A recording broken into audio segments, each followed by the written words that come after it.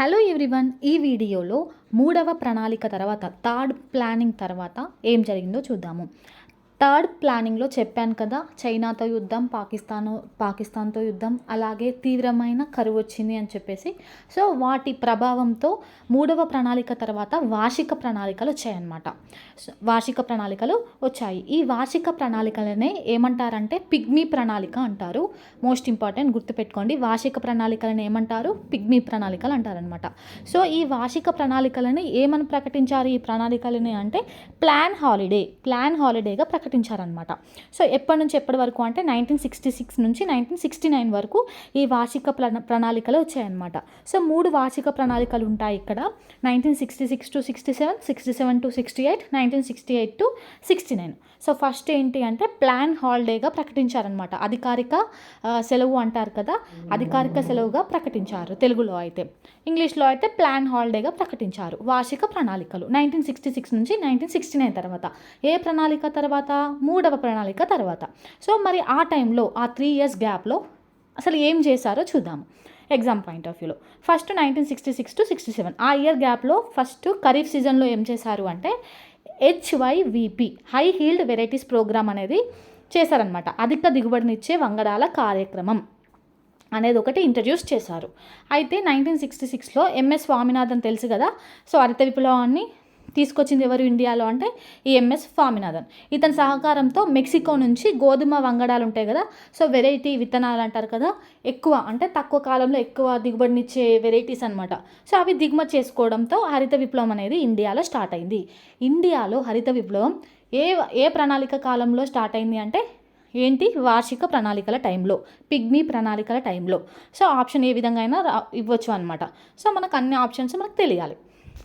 ఇది హరిత విప్లవం ఏ టైంలో వచ్చింది అంటే 1966 ఆ టైంలో ఇండియాలో వచ్చిందనమాట, వార్షిక ప్రణాళికల టైంలో.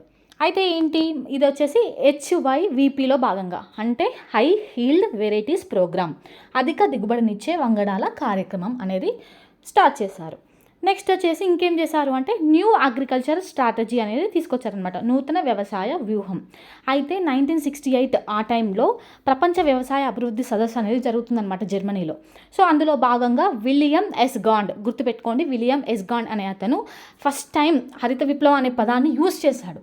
అంతకుముందుకే ఇండియాలో 1966లో చేశారు, బట్ దానికి హరిత విప్లవం అనే పదాన్ని మొదటిసారిగా పరిచయం చేసింది ఎవరు అంటే విలియం ఎస్ గాండ్ అనమాట. ఇతను ఏమని చెప్పాడు?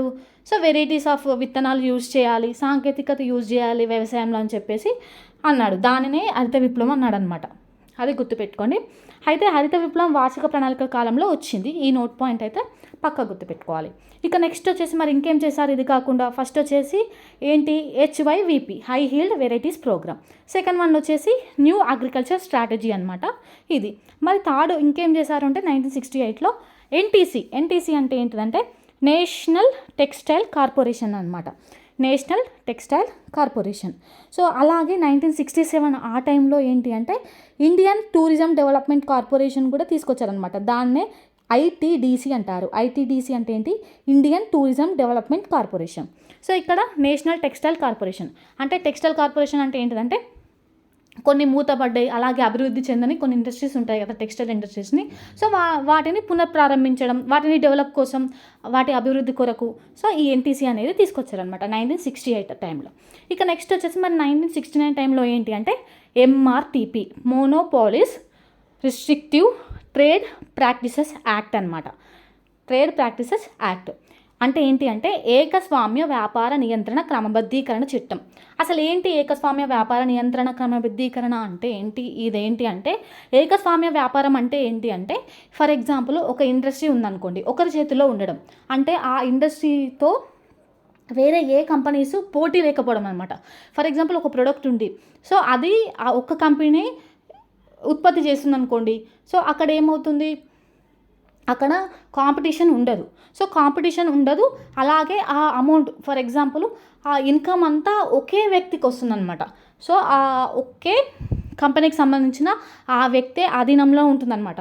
సో అందుకే ఒకే వ్యక్తికి వస్తుంది. సో అందరికీ రావాల్సింది పోయి ఒకే వ్యక్తికి వస్తుంది. సో దానిని నియంత్రించడం కోసము ఈ ఏకస్వామి వ్యాపార నియంత్రణ క్రమబద్ధీకరణ చట్టం అనేది తీసుకొచ్చారు 1969లో.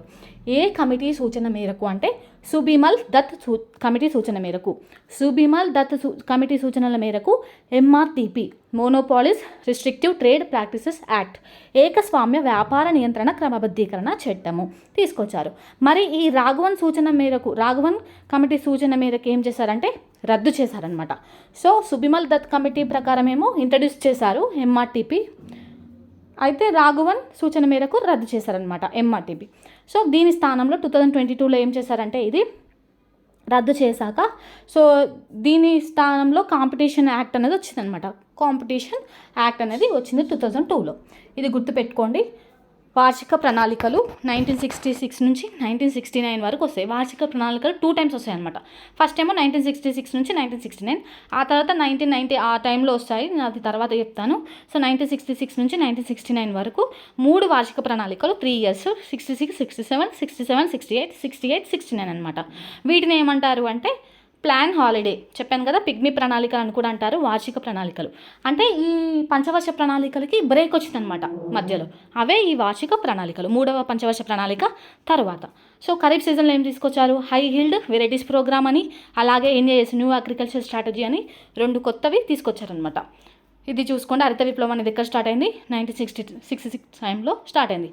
హరిత విప్లవం ఫస్ట్ వర్డ్ ఎవరు యూజ్ చేశారు, విలియం ఎస్ గాండ్ అనమాట.